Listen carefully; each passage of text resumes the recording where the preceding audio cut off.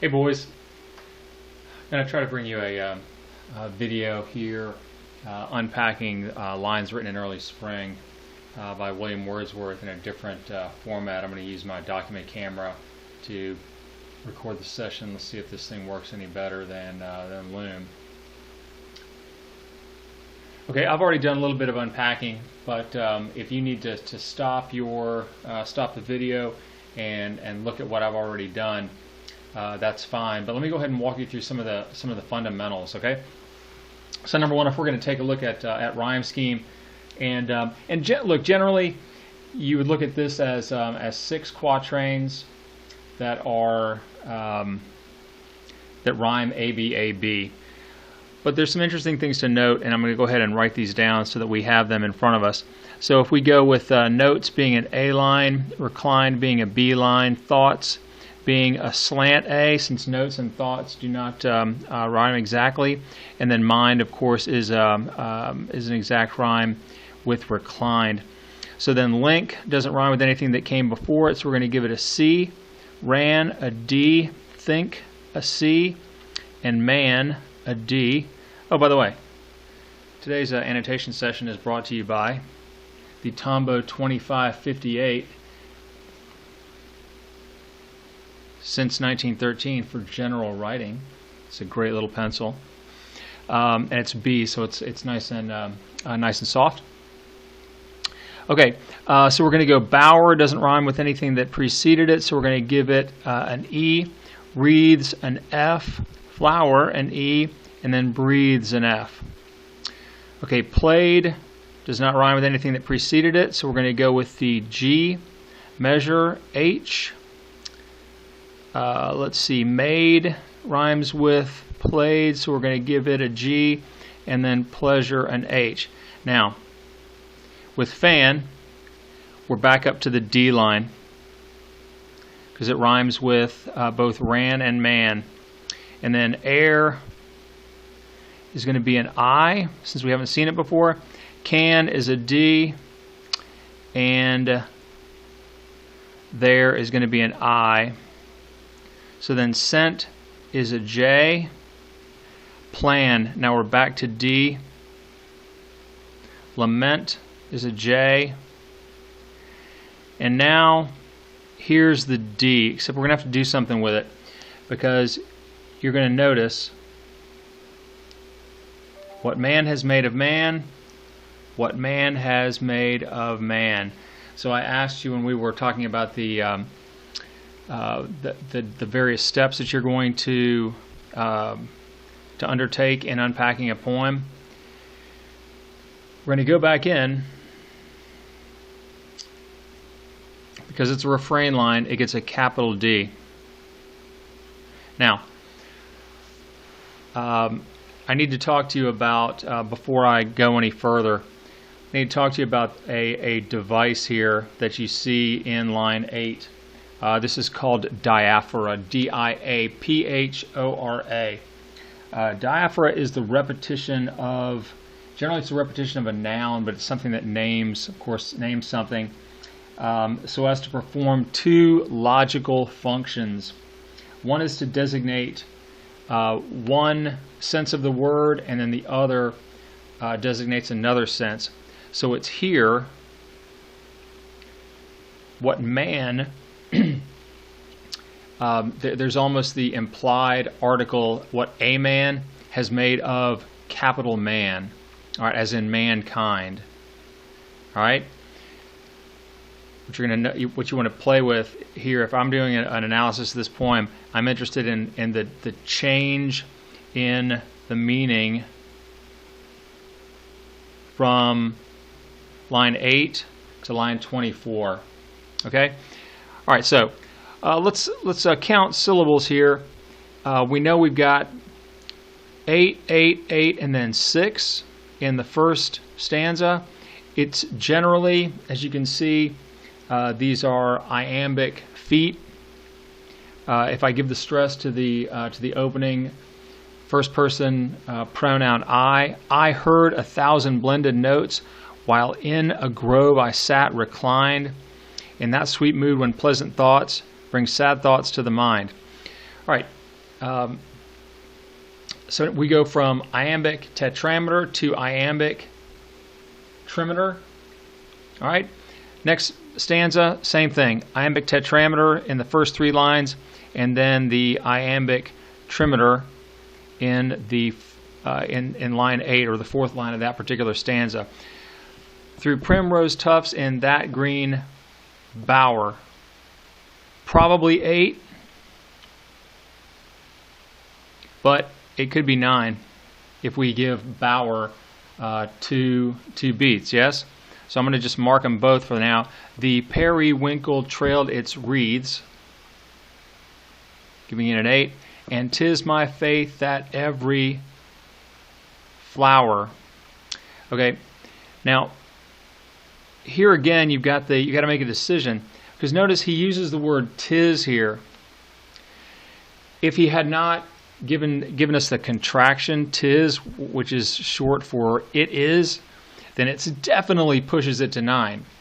So, in my opinion, because he has made the decision to truncate those 2 syllables there into 1, I'm gonna read this more than likely as 8-beat lines.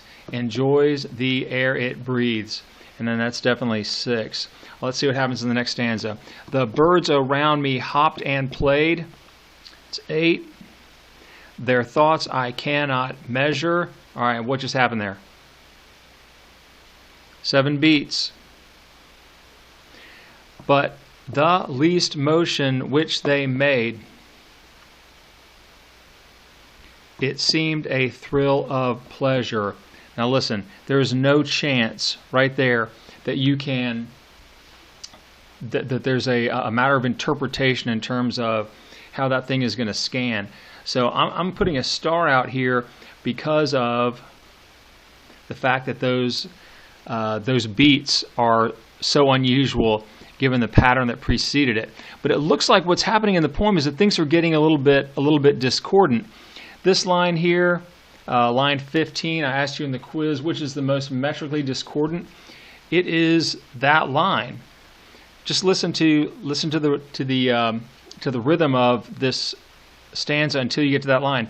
The birds around me hopped and played, their thoughts I cannot measure, but the least motion which they made, it seemed a thrill of pleasure. You see how just out of kilter that whole thing is.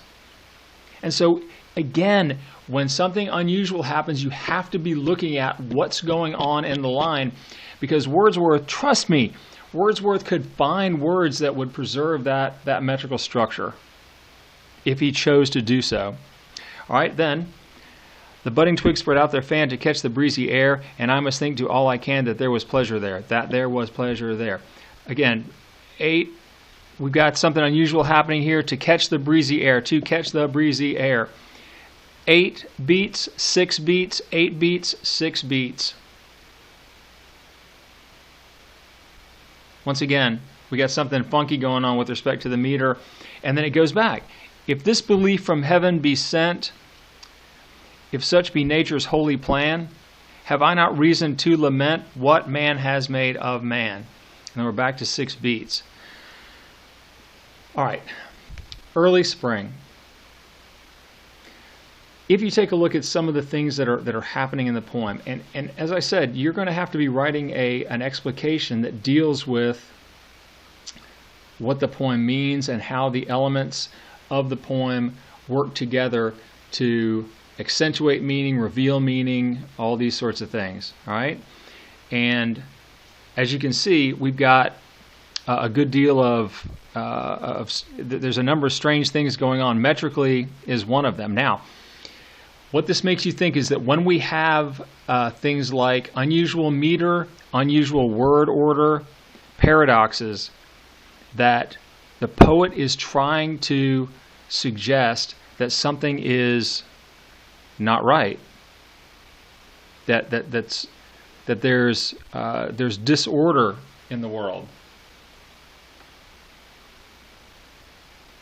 and the disorder, I think, has to do with the way men treat each other, the way men deal with each other. Okay, so we've already looked at, and I don't feel the need. You can take you can take a screenshot of this if you like, and see what I've done in terms of scansion. Nature link works. Did nature link to her fair works? Did nature link the human soul that through me ran, and much it grieved my heart to think what man has made of man. I see that as a predominantly spondaic line. The last line is absolutely all spondies, because this is his coup de grace. It's the final point that he wants to make. When he says, if this belief from heaven be sent, if such be nature's plan, have I not reason to lament what man has made of man? So again, this is he is most emphatic there at the end. So whenever you see lots of spondies, then you're talking about something with respect to emphasis. All right, let's see. So you can see, and I'm going to leave it up to you to go through here and take a look at some of the sound devices that are non-metrical. I mean, it's clear that in line 8 you have the alliterative, what man has made of man. Let's see. You've got, and 'tis my faith that every flower. So you've got the alliteration there. So however it is that you want to mark that, maybe you do it with an A. Sometimes I'll do it this way, go A2. Here I've got an A, and I've got 3, so 3 examples of alliteration, that sort of thing. But notice that this is predominantly visual imagery, okay? Although he does start with an auditory image. I heard 1,000 blended notes. Now, if you're thinking about it, there's the hyperbole there from a figurative language standpoint. The blended notes. I mean, this must be birdsong, yes?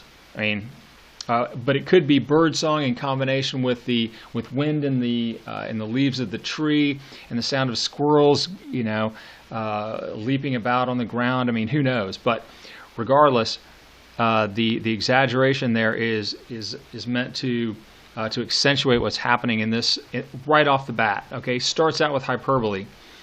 While in a grove I sat reclined, and in that sweet mood when pleasant thoughts bring sad thoughts to the mind. Clear paradox. In that sweet mood when pleasant thoughts bring sad thoughts to the mind. I mean, how's this possible? He's there, he's enjoying nature, he's in having pleasant thoughts.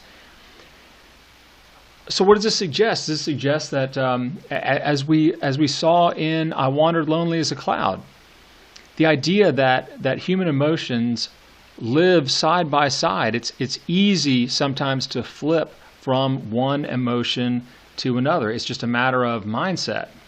Okay? To her fair works did nature link. I mean, there's personification there. Yeah? The human soul that through me ran. And much it grieved my heart to think. So you'll see that Wordsworth uses this particular mode of synecdoche quite often. The idea of the heart being the center of emotion in a human being. Okay, what man has made of man. It's grieved my heart to think what man has made of man. So to say, what do you make of this or that? That's sort of a on one hand, if you look at the word made, it's